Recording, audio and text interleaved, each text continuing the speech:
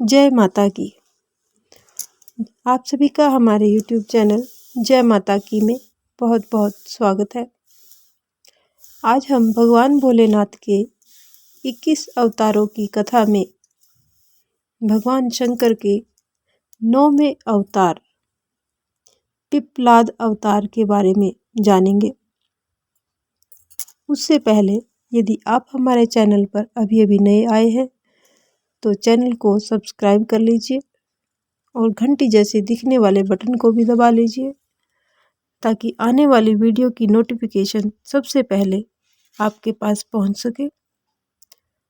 तो शुरू करेंगे भगवान भोलेनाथ का 9वां अवतार पिप्पलाद अवतार की कथा। एक समय इंद्र आदि देवताओं को वृत्तासुर ने जब पराजित कर दिया तो ब्रह्मा जी के परामर्श से सभी देवता दधीची के आश्रम में उनकी सेवा के लिए उपस्थित हुए। दधीची ने अपनी पत्नी सुरवाचा को घर के भीतर भेजकर देवताओं से उनके आने का कारण पूछा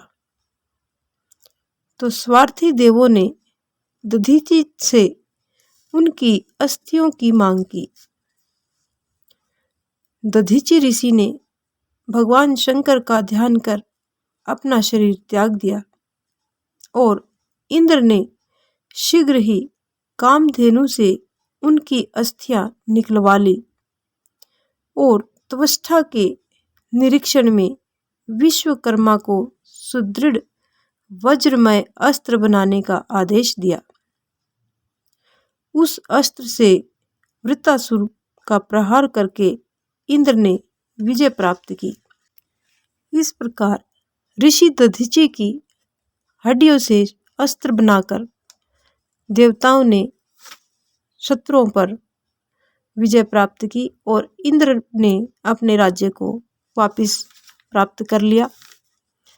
इधर दधीची की पतिव्रता स्त्री सुरवाचा जब बाहर आई तो वह पति को न पाकर और सारा वृतांत जानकर अग्नि में जलने के लिए तैयार हो गई। इस बीच एक आकाशवाणी हुई कि मुनीश्वर का तेज तुम में विद्यमान है, अतः शास्त्र की आज्ञा है कि गर्भवती आत्मदान न करे। इस बात को गौरव देते हुए तुम्हें चिताग्नि में जलना उचित नहीं है। सुरवाचा ने दुखी होकर एक ओर देवों को पशु हो जाने का शाप दिया और दूसरी ओर पत्थर से अपना गर्भ फोड़ डाला। उसके गर्भ से दिव्य शरीर वाला एवं परम कांतिमान बालक उत्पन्न हुआ, जिसे साक्षात भगवान शिव समझकर सुरवाचा ने प्रणाम किया और उस स्वरूप को अपने हृदय में बसा लिया। सुरवाचा ने बालक रूप शंकर से प्रार्थना की कि वे पिप्पल के मूल में निवास करें और उसे पतिलोक में जाने की अनुमति दे। यह कहकर वह देवी समाधिस्थ होकर पति के पास चली गई। इधर शंकर जी का अवतार हुआ और जानकर सभी ब्रह्म आदि देवताओं ने आकर बड़ा ही उत्सव मनाया। ब्रह्मा जी ने उनका नाम पिप्पलाद रखा और उसकी आराधना कर अपने लोक को चले गए।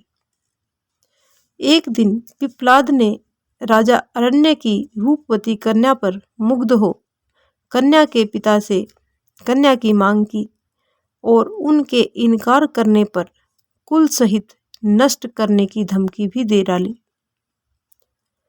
राजा ने भयभीत होकर अपनी कन्या पिप्पलाद को दे दी।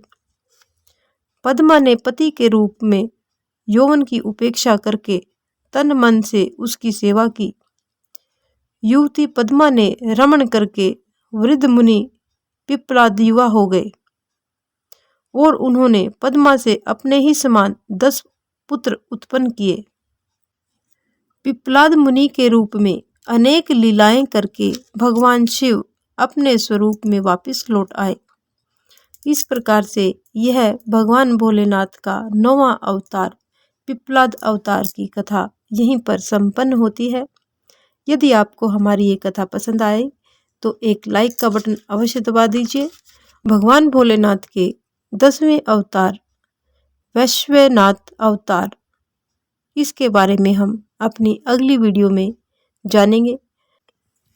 इस प्रकार की और भी अन्य धार्मिक रोचक कथा कहानियों को जानने सुनने के लिए हमारे चैनल को सब्सक्राइब करें, लाइक करें और अपने मित्रों और प्रियजनों में आगे भी शेयर करते रहें। जय माता की।